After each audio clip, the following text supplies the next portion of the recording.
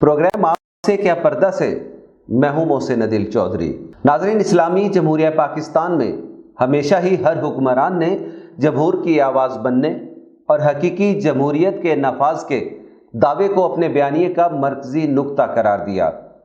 मुल्क में जमहूर की कितनी सुनी जाती है या वतन अजीज़ में जमहूरियत का कितना राज है, इस हकीकत से हम सभी वाकिफ़ हैं।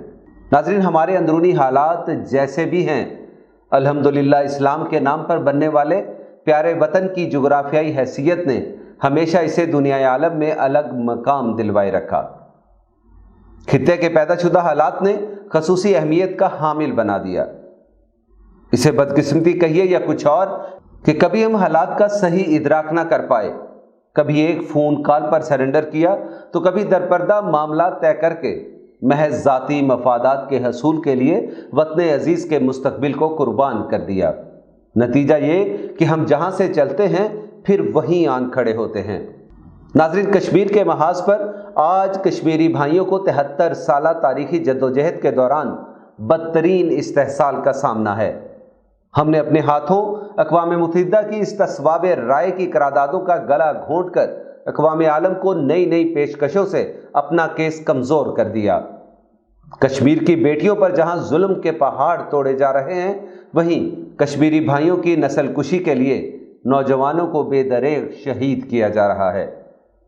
अफगानिस्तान के तालिबान ने पहले सोवियत यूनियन के टुकड़े टुकड़े किए, अब अमेरिका जैसी सुपर पावर को न सिर्फ घुटने टेकने पर मजबूर किया बल्कि ताकत के नशे में चूर नेटो फोर्सेस के घुमंड को भी खाक में मिलाकर उन्हें सरजमीन से निकलने पर भी मजबूर किया। नाजरीन, अब टीटीपी को एनआरओ देने की बातें हो रही हैं, तरह तरह की दलीलें पेश की जा रही हैं। कहा जा रहा है कि अमन होगा तो मईशत परवान चढ़ेगी। हमारी दुआ है कि जो भी हो मुल्क के लिए अच्छा हो। ताहम ये ज़रूरी है कि ऐसे बड़े फैसलों के लिए तमाम मुल्की क़यादत को एतमाद में लेकर एक प्लेटफार्म पर यकजा किया जाए। यही वक्त का तकाजा भी है। नाज़रीन, मुल्क में आए रोज़ पेट्रोल, गैस, सोने की कीमतों में इजाफे और डॉलर की ऊंची उड़ान से महंगाई का नया तूफान आ रहा है। गरीब के लिए चूल्हा जलाए रखना मुश्किल से मुश्किल तर होता चला जा रहा है। कुव्वत खरीद कम होने से खत्ते गुर्बत से नीचे जिंदगी बसर करने वालों और बेरोजगारों की तादाद में मुसलसल इजाफा हो रहा है। वज़ीर आज़म पाकिस्तान ने कहा था कि घबराना नहीं, लेकिन मौजूदा हालात का शायद अब तकाजा है कि थोड़ा सा घबरा लिया जाए, क्योंकि माशी हालात हर किसी के काबू से बाहर हो रहे हैं। नाज़रीन, अपोजिशन का जमहूरियत में किरदार यकीनन बहुत अहम होता है।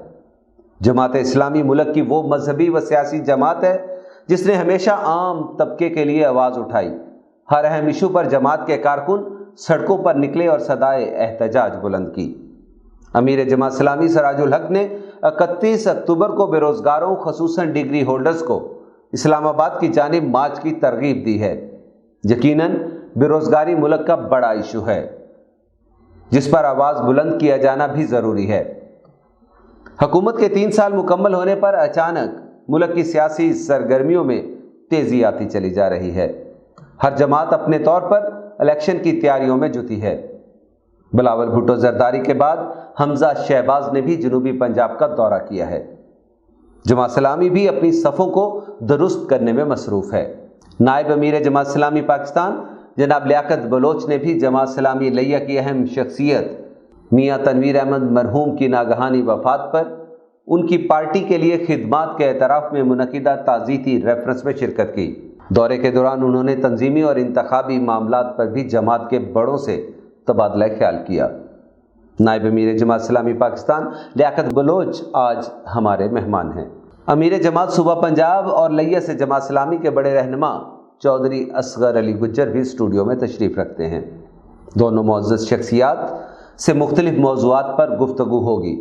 लेकिन नाज़रीन, पहले लेंगे एक ब्रेक, फिर जमात इस्लामी की पॉलिसियों, मुल्की हालात, दरपेश आलमी चैलेंजेस के अलावा आइंदा इंतखाबात के लिए जमात इस्लामी की हिकमत अमली पर पड़े पर्दों से प्रोग्राम आपसे क्या पर्दा में पर्दे उठाने की कोशिश करेंगे। हमारे साथ रहिएगा।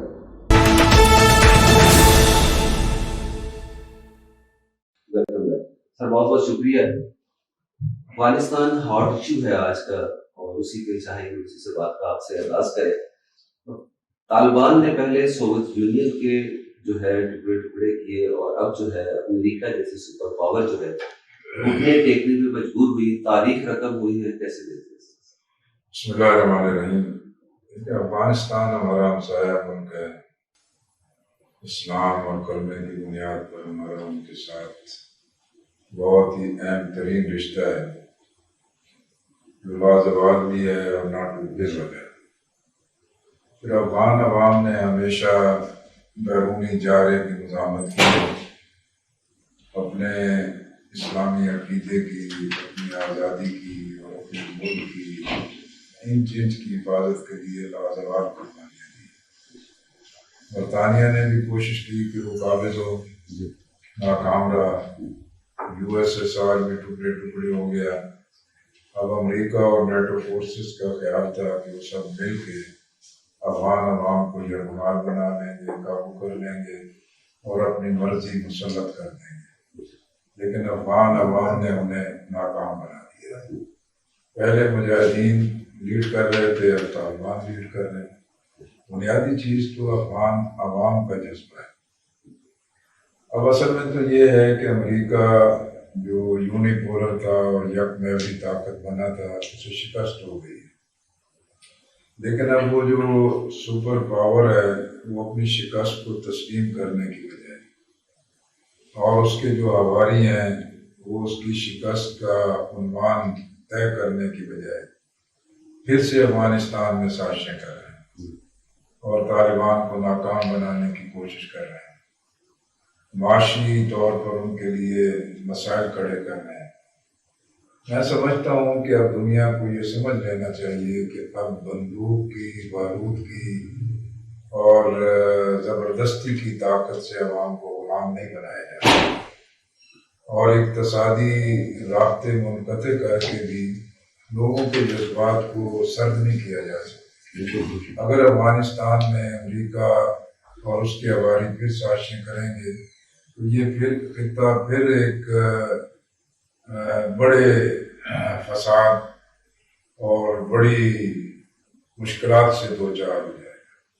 اس وقت ضرورت ہے افغانستان میں امن ہو، استحکام ہو، افغانستان میں ترقی ہو، اور یہ پاکستان کی بھی ضرورت ہے. سب سے زیادہ جو ہے کہ اسٹیک اور کنسرن جو ہے وہ پاکستان کا ہے. پاکستان کی حکومت کو تذبذب میں پڑے بغیر یا امریکہ اور یورپ کا انتظار کیے بغیر قدم آگے بڑھائیں اور افغان عوام کی اس فتح کو تسلیم کریں، اور افغانستان کے اندر بیٹھے جو پالیسی ساز ہیں وہ اسلام سے خوف زدہ نہ ہوں اور اسلام سے دوری کی بنیاد پہ افغانستان کے عوام کو اپنا دشمن نہ بنائیں.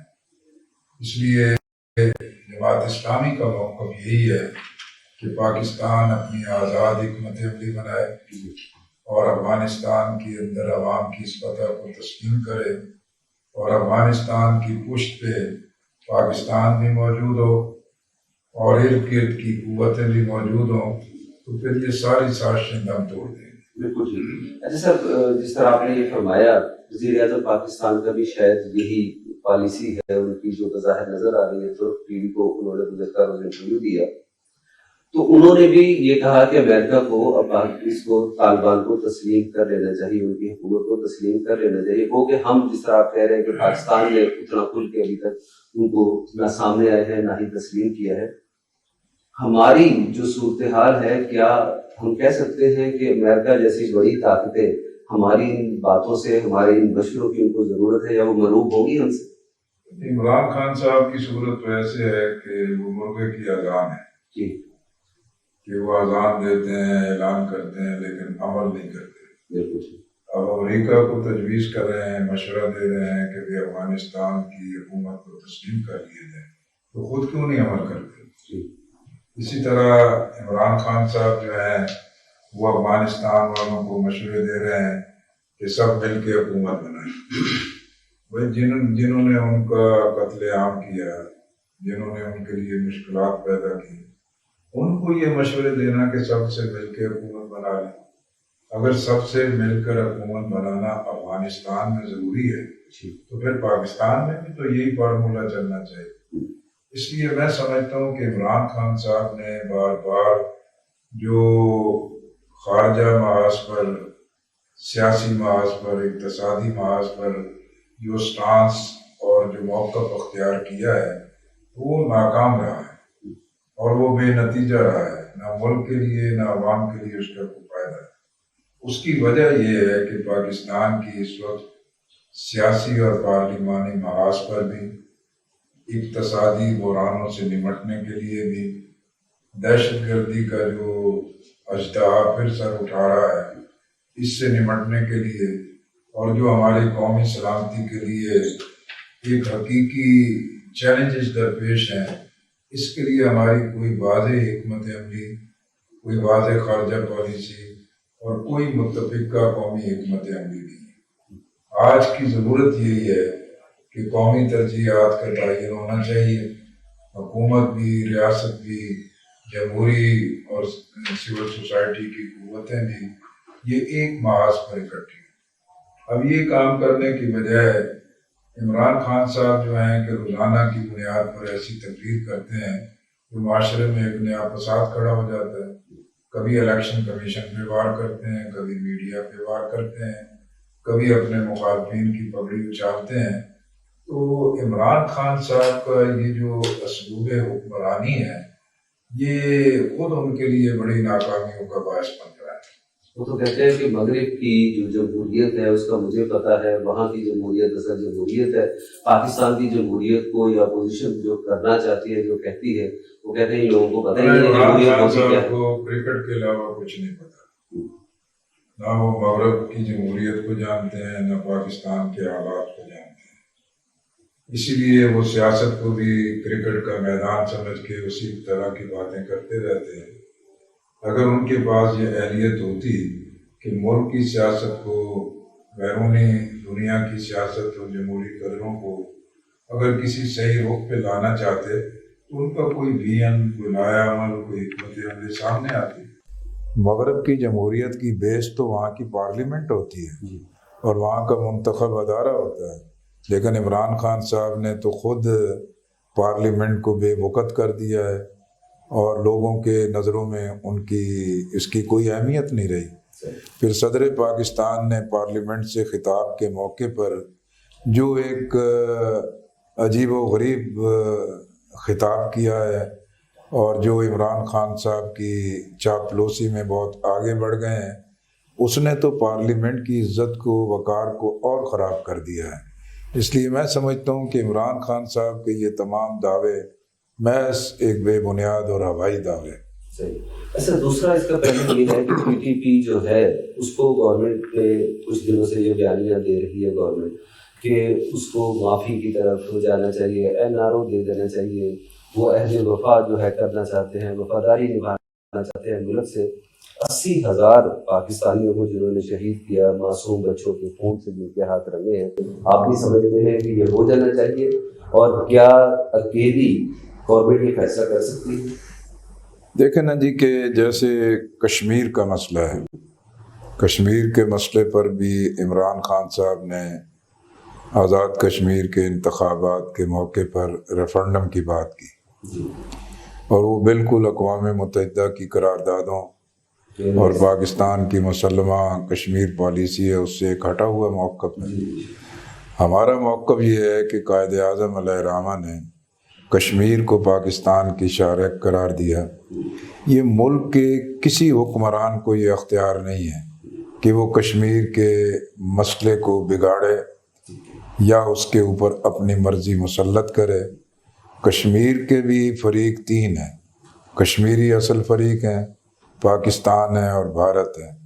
نہ بھارت کو یہ حق ہے، نہ پاکستان کو حق ہے کہ کشمیریوں پہ اپنی مرضی مسلط کریں. اسی لیے یہ جو ٹی ٹی پی کے ساتھ مذاکرات ہیں یا بلوچستان کے اندر ناراض نوجوانوں سے مذاکرات ہیں، حالات کو ٹھیک کرنے کے لیے مذاکرات میں کوئی مذائقہ نہیں ہے، کوئی بری بات نہیں ہے. لیکن جب پارلیمنٹ میں کوئی بات نہ ہو جب کسی پارلیمانی کمیٹی میں کوئی بات نہ ہو یا پارلیمانی قیادت کو اعتماد میں نہ لیا جائے تو ایسی کیفیت میں جو حکومت کے یک طرفہ اقدامات ہیں وہ شکوک و شبہات پیدا کرتے ہیں، جس سے یہ محسوس ہوتا ہے کہ حکومت کسی بھی معاملے میں سنجیدہ نہیں ہے۔ یقینی طور پر ملک کو دہشت گردی سے نجات دلانے کے لیے جو بھی ممکن ہو سکتا ہے وہ کیا جانا چاہیے، لیکن نواز شریف جب وزیر اعظم تھے اس وقت دہشت گردی اپنے ایک عروج پہ تھی، اس وقت بھی انہوں نے اس بات کا اہتمام کیا تھا کہ ملک کی تمام سیاسی لیڈرشپ کو، سیاسی قیادت کو آل پارٹیز کانفرنس کی صورت میں ایک نہیں 3 مرتبہ سب کو مدعو کیا تھا۔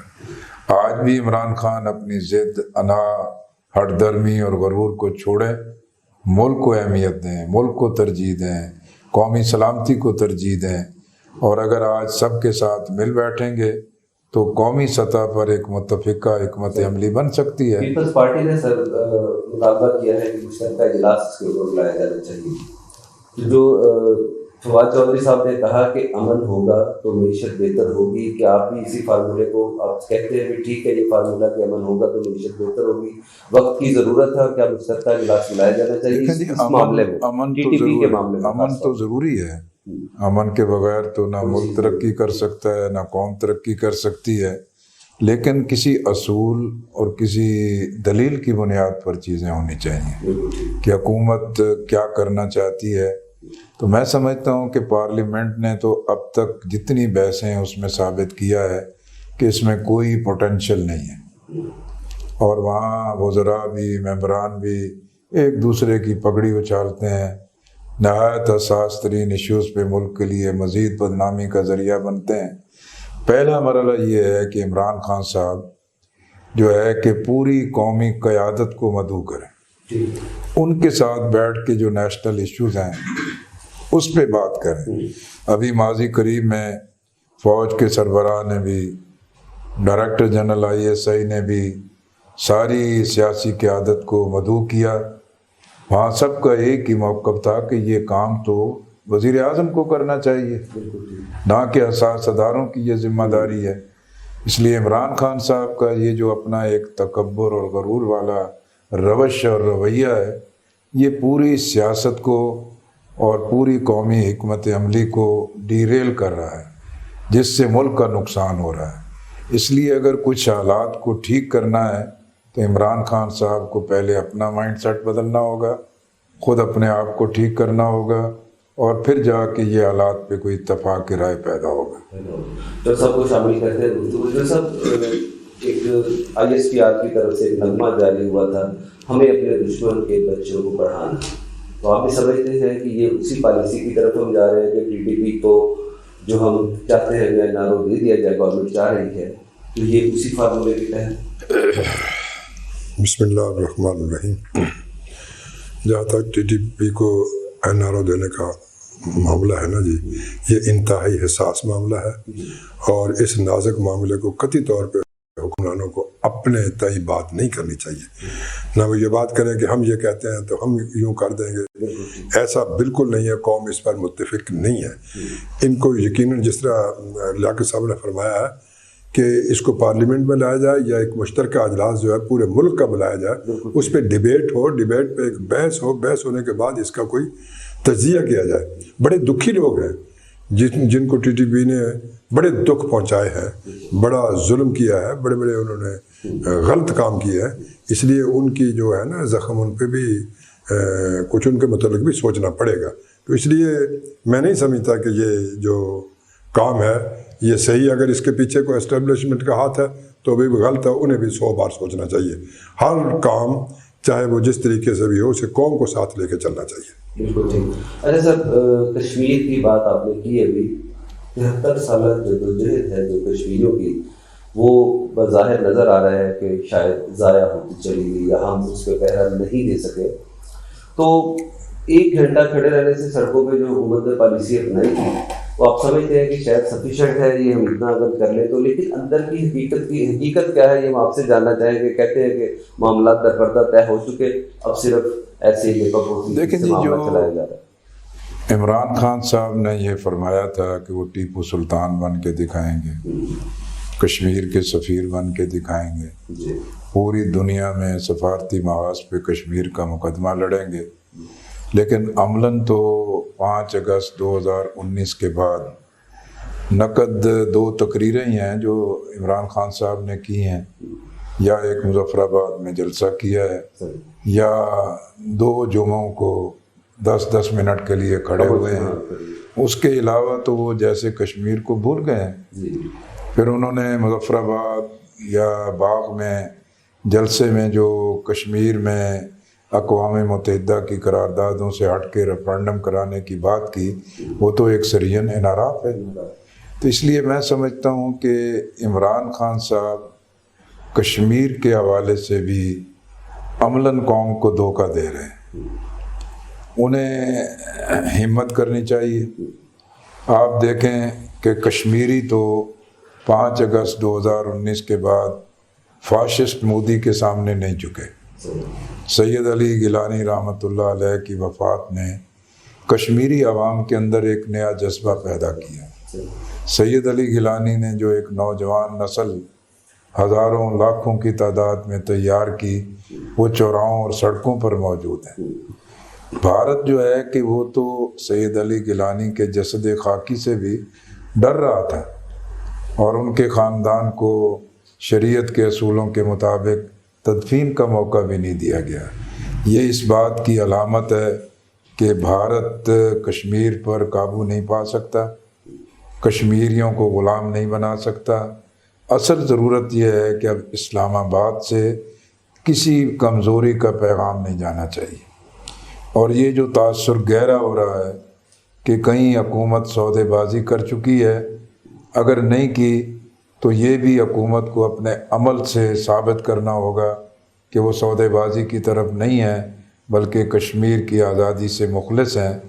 آزادی کی تحریکوں میں ایک بعض اوقات لمبا وقت لگ جاتا ہے، اونچ نیچ کے ماحول بھی پیدا ہوتے ہیں، لیکن کشمیری عوام جو ہیں اسلام، آزادی، حق خود ارادیت اور علاقے پاکستان پر یکسو ہیں۔ اس لیے ہمارا یقین ہے کہ کشمیر کی یہ آزادی کی تحریک نہ سرد ہوگی، نہ قربانیاں رائگاں جائیں گی۔ اچھا، بلین ڈالر کویسچن ہے کہ کشمیر کا مسئلہ ہو، افغانستان کا مسئلہ ہو، تو ہمارا جو بیانیہ ہے وہ پوری عالمی سطح پہ کبھی بھی تسلیم نہیں کیا جاتا۔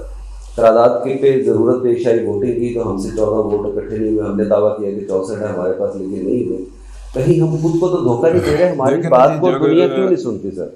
اگر ہماری سفارتی حکمت عملی مضبوط ہو، ہم اس کو بائی پارٹس نہیں، ایک مسلسل جد و جہد کرتے رہیں، تو ماضی میں بھی پاکستان نے اقوام متحدہ میں سلامتی کونسل میں کشمیر کے مسئلے پر قراردادوں کو تسلیم کروایا۔ افغانستان کے مسئلے پر بھی اقوام متحدہ میں ایشوز کو تسلیم کروایا۔ مسئلہ یہ ہے کہ اس وقت تو اس حکومت کی نہ کوئی خارجہ پالیسی ہے، نہ سفارتی محاذ پر اپنے مقدمے کو لڑنے کے لیے کوئی دم خم ہے۔ وزیر اعظم کوئی بات کر رہے ہیں، وزیر خارجہ کوئی اور بات کر رہے ہیں، وزراء کوئی اور بانسری بجا رہے ہیں، ترجمان بالکل ایک اور بات کر رہے ہوتے ہیں۔ یہ بھان متی کا کنبہ جو جوڑا گیا تھا، اس کی اپنی کوئی کل سیدھی نہیں ہے، اس کا کوئی ایک موقف صحیح سمت میں نہیں ہے۔ اسی لیے میں نے بار بار اس چیز کا کہا ہے کہ بھی یہ وقت ہے کہ نیشنل پرائرٹیز کا تعین ہونا چاہیے، قومی اتفاق کی رائے کی حکمت عملی ہونی چاہیے، اور یہ طے کر لینا چاہیے کہ سفارتی محاذ پہ، خارجہ محاذ پہ، کشمیر، افغانستان، فلسطین پر ہمارا مستقل موقف کیا ہے، اور اقتصادی بحرانوں سے نکلنے کے لیے پوری قومی قیادت اور پوری قوم کے سامنے کیا لائے عمل ہے۔ اگر آپ یہ چیز نہیں اختیار کریں گے تو کوئی ایک پارٹی، تنہا فوج یا کوئی ایک اپوزیشن پارٹی جو ہے وہ ملک کو بحرانوں سے نہیں نکال سکتی۔ ملک کو اس بحران سے نکالنے کے لیے پوری قومی قیادت کو قومی ترجیحات پر ایک موقف اختیار کرنا ہوگا۔ سر ہم 73 سالوں کا یہ معاملہ ہے اور ہم صرف اب 3 سالوں سے جب عمران خان صاحب آئے تو صرف اسے تو مورد اقدام نہیں ٹھہرا سکتے. یہ کنسنسس تو کبھی بھی ڈیولپ نہیں کیا گیا. دیکھیں میں نے کہا کہ بھی ہم ماضی میں خود پارلیمنٹ کا حصہ رہا ہوں, بار بار ایسے قومی ایشوز آئے ہیں کہ جس میں نیشنل لیڈرشپ مل بیٹھی. یعنی بے نظیر بھٹو ایک طویل جلا وطنی کے بعد جب پاکستان آئے, اس وقت ضیاء الحق کا دور تھا, محمد خان جنیجو وزیر اعظم تھے, ایک شدید تلخی تھی, لیکن جب قومی قیادت کو مدعو کیا گیا تو بے نظیر بھٹو اپنے باپ کی پھانسی کی اس سزا کے باوجود بھی اس قومی ترجیح کی بنیاد پر اس اجلاس میں اکٹھی ہوئی تھی. یہی سی پیک کے حوالے سے کوئی 3 APCs میں خود شریک رہا ہوں کہ جس میں پوری قومی قیادت اکٹھی ہوئی تھی. یہی آرمی پبلک اسکول کا ایک بہت بڑا سانحہ ہوا تھا, اس وقت بھی پوری لیڈرشپ اکٹھی ہوئی تھی. تو اس کے بعد بھارت کا یا دہشت گردوں کا جو ہے کہ منصوبہ ناکام بنا دیا گیا تھا. تو میں سمجھتا ہوں کہ ماضی میں بھی یہ جو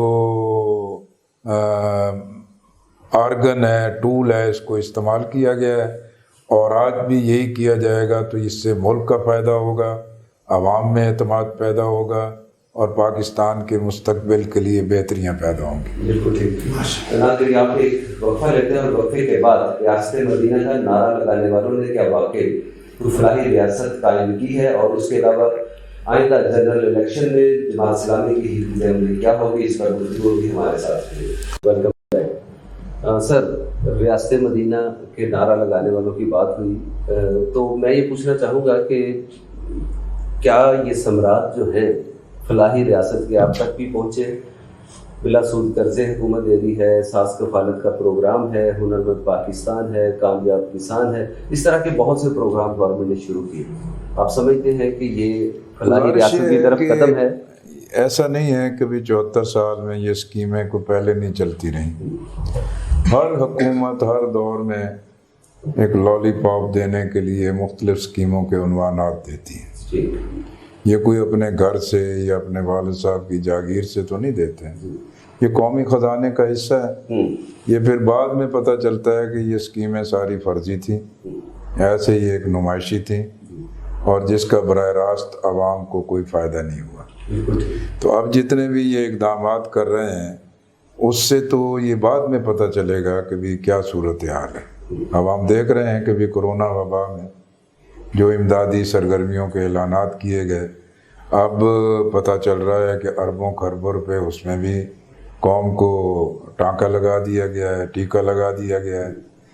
اسی طرح ہم دیکھ رہے ہیں کہ بھئی عوام کے لیے چینی کا مسئلہ ہے, آٹے کا مسئلہ ہے, تیل کا مسئلہ ہے, گھی کا مسئلہ ہے, تعمیرات میں سریہ اور سیمنٹ کا مسئلہ ہے. اب اس میں تو عوام کی چوری تو ہو رہی ہے, عوام کے جیبوں پہ ڈاکے ڈالے جا رہے ہیں, کرپٹ مافیا کی سرپرستی کی جا رہی ہے. تو یہ کوئی ریاست مدینہ کا چال چلن تو نہیں ہے. پھر یہ جو حکمرانوں کو شوق ہوتا ہے کہ اپنے لوگوں کو اسلام کا ایک نعرہ دینے کے لیے کوئی ایک نیا عنوان دے دیتے ہیں, جبکہ پاکستان میں تو آئین موجود ہے, اسلامی نظریاتی کونسل کی سفارشات موجود ہیں, وفاقی شرعی عدالت کی سفارشات موجود ہیں. پاکستان میں جو ہے اکابر علماء کے 22 نکات موجود ہیں. سب سے بڑھ کر پہلی قانون ساز اسمبلی کی قرارداد مقاصد موجود ہے. اگر کوئی حکومت ان چیزوں پر عمل کرنے کو تیار نہ ہو اور محض ایک نئے نعرے نئے عنوان دے کے لوگوں کو بے وقوف بنائے, میں خیال ہے اب یہ چیزیں چل نہیں سکتی. اسی لیے لوگ دیکھ رہے ہیں کہ جیسے عمران خان صاحب جو یو ٹرن کے ماہر ہیں وہ ریاست مدینہ کے نعرے سے بھی عملاً یو ٹرن لے چکے ہوئے ہیں. اگر حقیقت میں ہم دیکھیں کہ نام ریاست مدینہ کا ہے, کچھ اسکیموں کے عنوانات اسلامی حوالوں سے پیش کیے جاتے ہیں, لیکن عملاً وقف املاک ایکٹ بنایا گیا ہے جس سے مساجد, مدارس اور خانقاہوں کے لیے مشکلات کھڑی کر دی گئی ہیں. اسی طرح گھریلو تشدد کے انسداد کا بل پاس کیا گیا ہے جس سے عملاً مسلم گھرانے اور خاندان کو تباہ کیا جا رہا ہے. اب ایک قومی نصاب، یک نصاب کا عنوان دیا گیا ہے، لیکن اس کی آڑ میں جو ہے وہ بالکل ایک سیکولرزم اور لادینیت مسلط کی جا رہی ہے۔ اسی طرح آپ دیکھیں کہ بھی اسلام تو دعوت کا، تبلیغ کا، لوگوں کو حق کی طرف بلانے کا دین ہے۔ یہ قانون پاس کر رہے ہیں کہ 18 سال تک کا نوجوان بچہ یا بچی اسلام قبول نہیں کر سکتی۔ تو یہ ریاست مدینہ کا صرف نعرہ اور عنوان ہے، لیکن اس کی آڑ میں جو انٹرنیشنل اسٹیبلشمنٹ کا ایجنڈا ہے، انٹرنیشنل NGOs کا ایجنڈا ہے، عمران خان حکومت پوری ڈھٹائی سے اس پر عمل کر رہی ہے۔ اس کا ریاست مدینہ کے نظام سے دور دور کوئی تعلق نہیں ہے۔ ریاست مدینہ تو ہمیں تہذیب سکھاتی ہے، اخلاق سکھاتی ہے، بردباری سکھاتی ہے، اور چیزوں کو ایک حکمت سے حل کرنے کا سلیقہ سکھاتی ہے۔ لیکن عمران خان صاحب تو جب بھی گفتگو اور تقریر کرتے ہیں ایک نیا فساد کھڑا کر دیتے ہیں۔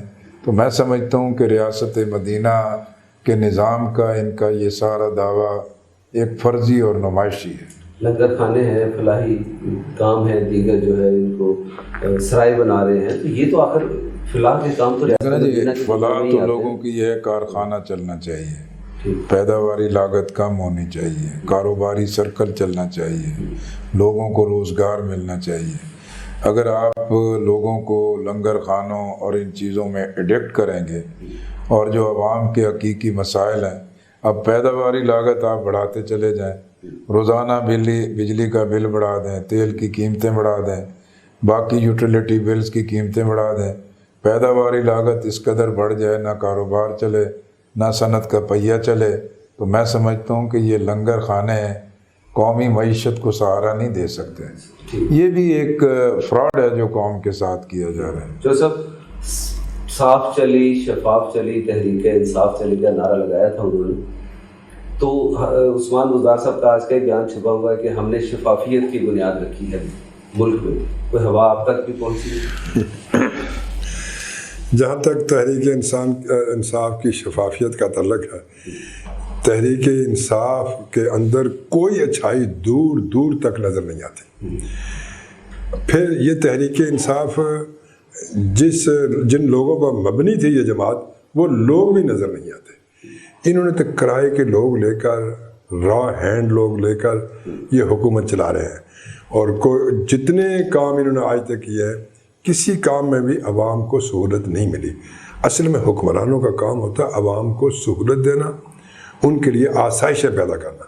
لیکن جس دن سے یہ حکومت آئی، 3 سال ہو گئے، باتیں تو یہ ضرور کرتے ہیں، لیکن آج تک کسی معاملے کے اندر بھی، لین دین کا معاملہ ہو، کھانے پینے کا معاملہ ہو، عدل و انصاف کا معاملہ ہو، اخلاقیات کا معاملہ ہو، کسی معاملے کے اندر بھی تحریک انصاف جو ہے وہ لوگوں کے لیے سود مند ثابت نہیں ہوئی۔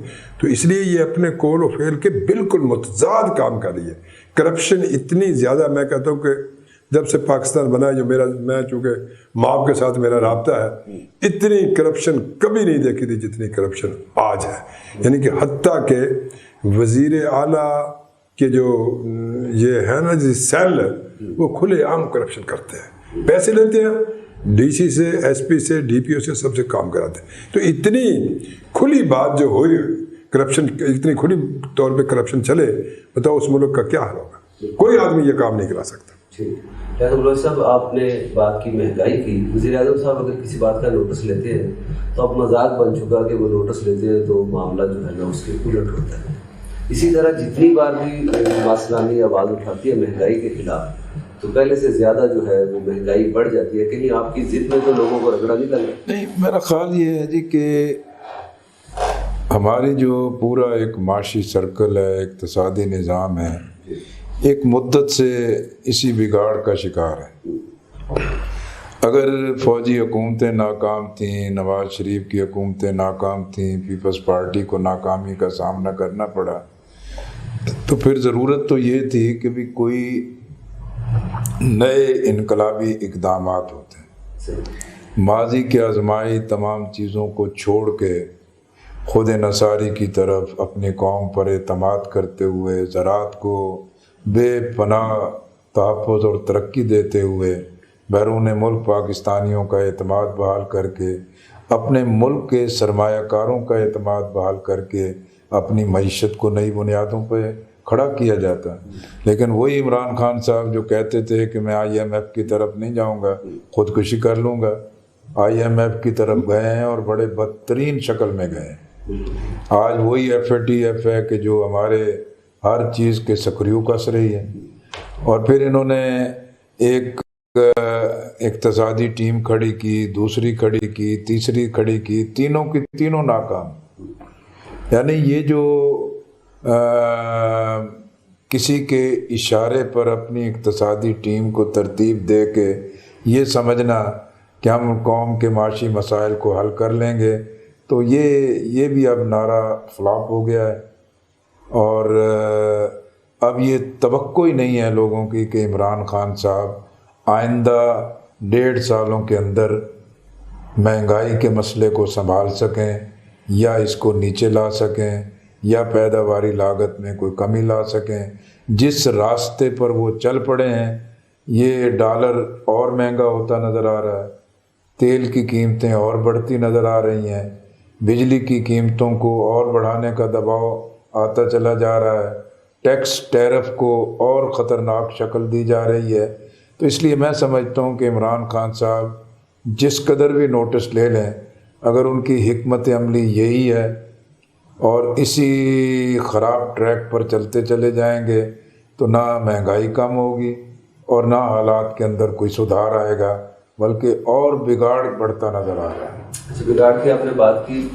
जमात इस्लामी जो है उन्होंने कहा है कि डिग्री होल्डर्स जो हैं या बेरोज़गार हैं वो 31 अक्टूबर को मार्च करें इस्लामाबाद की तरफ। देखें, पिछले जुमे को भी हमने पूरे मुल्क में महंगाई के ख़िलाफ़ एक अलामती है। सवाल ये था कि नौकरियां गवर्नमेंट इतनी कहाँ से लाए, कर्जे गवर्नमेंट दे रही है, और उसके अलावा जो है जमात इस्लामी कोलिशन पार्टनर रही, तो अच्छा मशवरा क्यों नहीं देती, खाली ढोल क्यों पीटती? देखिए ना, मैं यही अर्ज़ कर रहा था कि भी ये जो महंगाई की सूरत हाल है, इसके ज़िम्मेदार तो ज़ाहिर है हुकूमत ही है, उसका कोई कंट्रोल ही नहीं है। दूसरी चीज़ ये है कि भी जमात इस्लामी अगर पार्टनरशिप हमारी रही है तो वो एक सूबे की हद तक एक हुकूमत साजी के मामले में थी। हमारा कोई पार्टी ताज नहीं था, तो दे ही सकते हैं ना हमारी वो उस वक्त हुकूमत में होते हुए भी किसी का मशवरा नहीं मानते थे, सिवाय इमरान खान साहब उस वक्त भी दावे करते थे, अमलन कोई उनका विजन और प्रोग्राम उनके पास उस वक्त भी नहीं होता था। इसलिए हमारा तजर्बा यही है कि इमरान खान साहब किसी का मशवरा नहीं मानते, वो ताकतवर के सामने झुकते हैं, वो ताकतवर की डिक्टेशन को कबूल करते हैं, वो किसी मुल्की या अवामी मफाद में किसी मशवरे को कबूल करने को भी तैयार नहीं, सुनने को भी तैयार नहीं। इसलिए जमात इस्लामी ने पिछले जुमे पे भी एहतजाज किया है, आइंदा भी हम एहतजाज करेंगे। 31 अक्टूबर को हमने ये तय किया है कि मुल्क भर से नौजवान और बेरोज़गार नौजवान आगे बढ़ेंगे और एक बड़े कारवान और एक बड़े धरने की शक्ल में ख़ुद हुकूमत ने ऐलान किया था कि 1 करोड़ नौकरियां दी जाएंगी और मेरिट पे नौकरियां दी जाएंगी, रिश्वत और करप्शन को ख़त्म किया जाएगा। लेकिन अब तो हर चीज़ की इंतहा हो गई है। तो इसलिए जमात इस्लामी तो हमेशा मुल्क के मफाद के लिए भी कुर्बानियाँ देती है और आवाम के मफादात के तहफ़्फ़ुज़ के लिए भी उसकी तर्जमानी भी करती है और अपना आगे बढ़ के किरदार भी अदा करती है। ऐसा 2-3 रोज़ से मोहतरम सिराजुल हक साहब का बयान अखबारात की ज़ीनत बन रहा है कि गैर आइनी तरीके से इस हुकूमत की तब्दीली की हम सपोर्ट नहीं करेंगे। क्या कोई अंदर हलचल है ऐसी जो ये बयान सामने आ रहा है? मेरा ख्याल है ये तो एक असूली मौक़िफ़ है कि हम किसी गैर आइनी इक़दाम का साथ नहीं, लेकिन अब तो मेरा ख्याल है कि ये इश्यूज़ जो हैं कि वो रेलेवेंट नहीं रहे। अब तो हुकूमत 3.5 साल पूरे कर रही है, 1 साल इसका बाकी है, बाकी मुद्दत तो इंतखाबात की तैयारी है। असल इशू तो इस वक्त ये है कि इंतखाबी इस्लाहात होनी चाहिए। सही। अब इंतखाबी इस्लाहात की बजाय हुकूमत जो है कि इलेक्ट्रॉनिक वोटिंग मशीन और बैरून मुल्क पाकिस्तानियों के वोट तक की एक इंतखाबी इस्लाहात को महदूद कर रही है। یہ درست موقف اور درست اقدامات نہیں ہیں۔ مجموعی طور پر انتخابی اصلاحات کے لیے پوری جمہوری قوتوں کو اکٹھے ہو کے انتخابی اصلاحات پر اتفاق کرنا ہوگا۔ اگر ہم مخلص ہیں کہ شفاف اور غیر جانبدارانہ انتخابات ملیں تو پھر یہ ریاستی طاقت جو ہے، جن کے منہ کو انتخاب چوری کرنے کا خون لگا ہوا ہے، وہ آسانی سے غیر جانبدارانہ انتخابات نہیں دیں گے، نہ عوام کی جولی میں ڈالیں گے۔ یہ جمہوری قوتوں کو خود ایک کردار ادا کرنا ہوگا۔ پاناما اسکینڈل کے بعد اب پینڈورا پیپرز کا چرچا ہے، تو کیا یہ بھی تو اسی پرانی فلم جو ہے نئے کرداروں کے ساتھ تو پیش نہیں کرنے جا رہے ہیں؟ بھائی ہم نے تو پاناما کا بھی انجام دیکھ لیا کہ 365 اس کے ملزمان تھے، نام موجود تھے۔ ایک ہی خاندان کو، لوگوں کو ٹارگٹ کر کے یہ سمجھا گیا کہ احتساب مکمل ہو گیا ہے، بلکہ احتساب کا کچومر نکالا گیا ہے۔ احتساب کے بجائے کرپٹ مافیا کو تحفظ دیا گیا ہے۔ تو پاناما کا بھی حشر خود عمران خان صاحب کی حکومت نے اس بربادی سے دوچار کیا ہے۔ اب اگر کوئی نئے اسکینڈل آتے ہیں تو وہ بھی ہم دیکھ لیں گے اس کی کیا کیفیت ہے، وگرنہ جو حقائق ہیں کہ قرضے معاف کرانے والے اسی طریقے سے کھلے پھر رہے ہیں، قوم کی دولت لوٹنے والوں سے دولت واپس نہیں لی جا سکی، اور اسی طرح کہ جنہوں نے اربوں خربوں روپے پاکستان کے لوٹ لیے، نہ وہ واپس آئے، بلکہ چینی اسکینڈل میں، آٹا اسکینڈل میں، گندم اسکینڈل میں، بجلی اسکینڈل میں مزید خربوں روپے عوام کے لوٹ لیے گئے ہیں۔ اس کا کوئی حساب کتاب دینے والا نہیں ہے۔ کہاں JITs گئی ہیں، کہاں مشترکہ تحقیقاتی کمیٹیاں گئی ہیں، کہاں سفارشات گئی ہیں، سب زمین بوس ہو گئی ہیں اور کرپٹ مافیا کو تحفظ دیا جا رہا ہے۔ اسی لیے ہم بار بار کہہ رہے ہیں کہ یہ حکومت ہر محاذ پر ناکام ہے، اب اس سے کسی خیر کی توقع نہیں ہے۔ ٹھیک ہے، PDM کے پلیٹ فارم سے آپ کی دوری بڑی کویسچن مارک رہی، اس پہ مولانا صاحب سے بھی آپ کی پوزیشن رہی، میاں صاحب سے بھی آپ کے مطلب سیٹ ایڈجسٹمنٹیں بھی ہوتی رہی۔ رحمان صاحب کے ساتھ ہمارا ایک اچھا دینی اور محبت کا تعلق ہے۔ چند دن پہلے بھی میری ان سے ملاقات ہوئی تھی، تمام امور پہ ہم نے تبادلہ خیال کیا، لیکن جیسے PDM بنا، اپوزیشن کا اتحاد بنا، جماعت اسلامی اس میں شامل نہیں ہوئی تھی۔ لوگوں نے خیال کیا کہ جماعت اسلامی نے بس مس کر دی ہے، ہم آئسولیٹ ہو گئے ہیں، ہم تنہا ہو گئے ہیں، لیکن ہمارا تجزیہ اور موقف درست ثابت ہوا ہے کہ PDM اپنے بلند لوگ تو سر یہ بھی کہتے ہیں کہ شاید اشارہ نہیں تھا امبائر کا، بھی اس لیے شاید نہیں ہے، ہم کسی اشارے پہ نہیں چلتے ہیں۔ جماعت اسلامی ایک ڈیموکریٹک پارٹی ہے، ہم صحیح کریں غلط کریں یہ ہمارے اپنے پالیسی ساز ادارے فیصلے کرتے ہیں۔ یہ ایسا جماعت اسلامی کے لیے ممکن نہیں ہے کہ اس کو کسی مفاد کی خاطر کسی دباؤ میں لایا جا سکے، یہ اور پارٹیوں کا وتیرہ ہے، جماعت اسلامی کا ایسا نہیں ہے۔ تو ہم نے یہ جو موقف اختیار کیا تھا کہ PDM میں نہیں جانا، تو یہ وقت اور حالات نے صحیح ثابت کیا ہے کہ چند قدم چلنے کے بعد پیپلز پارٹی الگ ہو گئی، چند قدم چلنے کے بعد ایک پریشر پیدا ہوا تو میاں نواز شریف نے اپنا ایک ریلیف حاصل کر لیا۔ بیانیہ وہیں کا وہیں دھرا ہوا ہے، اور PDM کی کوئی سمت بھی متعین نہیں ہے، اور خود PDM کے پارٹنر ایک دوسرے سے مایوس ہو چکے ہیں۔ سر غیر جمہوری طریقے سے ہٹانے کی بات ہو رہی ہے، تو سر کیا قبل از وقت انتخابات والا معاملہ اب ختم ہو گیا؟ 1.5-2 سال رہ گئے باقی، ابھی ہے چانس اس کا؟ اصل میں دیکھیں نا، ہمارے میڈیا مدت سے ایک بات کو چلاتے ہیں، مڈ ٹرم الیکشن۔ جی، پاکستان کے آئین میں مڈ ٹرم الیکشن نہیں ہے۔ قبل از وقت الیکشن کا مطلب یہ ہوتا ہے کہ حکومت نے 5 سال پورے کرنے ہیں۔ اگر 5 سال پورے کرنے سے پہلے اسمبلیاں توڑ دی جاتی ہیں تو وہ پھر 60 دن کے اندر الیکشن ہوتا ہے، وہ قبل از وقت ہوتا ہے۔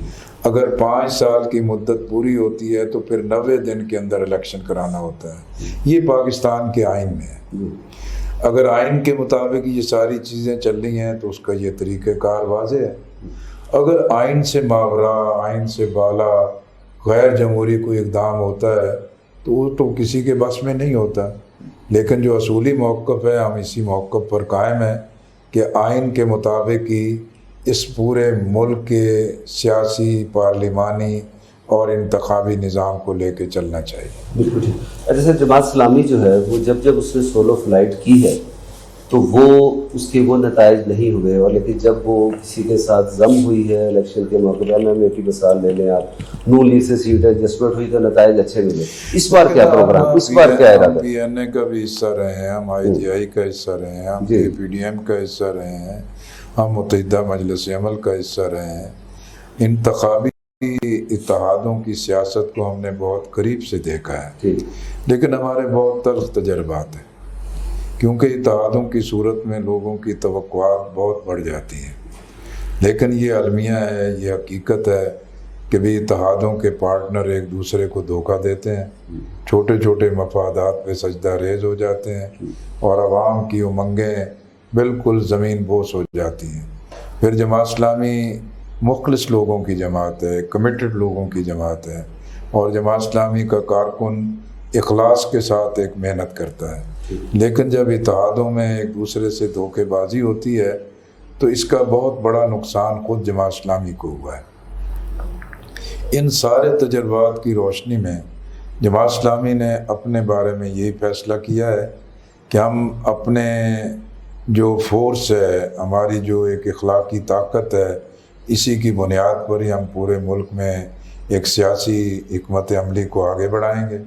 ترازو نشان پر ہم انتخاب میں حصہ لیں گے۔ ہم نے ٹارگٹ کیا ہے کہ انشاءاللہ ایک بڑے ووٹ بینک کو ترازو نشان پر ہم حاصل کریں گے، اور جماعت اسلامی اپنی اسی محنت اور کارکنان کی انتھک محنت کی بنیاد پہ ہم نیشنل پالیٹکس میں جماعت اسلامی کو ریلیونٹ بنائیں گے، اور جماعت اسلامی کی اصولی سیاست قومی سطح پر انشاءاللہ تسلیم کروائیں گے۔ تو سب چلتے چلتے بس یہ فرما دیجیے کہ لیا میں جو ہے ماشاءاللہ بہاولپور ہے، لیا ہے، جماعت اسلامی نے ہمیشہ اچھا پرفارم کیا الیکشن میں، تو لیا سے کیا کوئی کسی کے ساتھ اتحاد کرنے جا رہے ہیں؟ جس طرح لیاقت بلوچ صاحب نے فرمایا کہ آپ ترازو کے نشان پہ الگ سے الیکشن لڑیں گے، اور باقی حلقوں سے بھی آپ امیدوار دے رہے ہیں ساروں سے کہ نہیں؟ جہاں تک لیا سے الیکشن لڑنے کا تعلق ہے تو جماعت اسلامی اپنے ہی نشان پہ الیکشن لڑے گی۔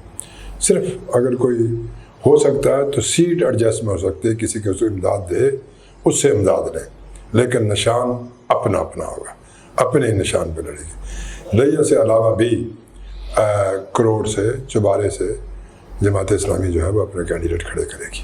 کچھ بہت بہت شکریہ دونوں معزز مہمانوں کا۔ ناظرین، لیاقت بلوچ صاحب لیا کے دورے پر تشریف لائے ہوئے تھے اور انہوں نے اپنا قیمتی وقت وائس ٹوڈے نیوز کے نام کیا، ہم ان کے مشکور ہیں۔ آپ نے ان کی گفتگو سنی، آج تک کے لیے اتنا ہی۔ اللہ نگہبان۔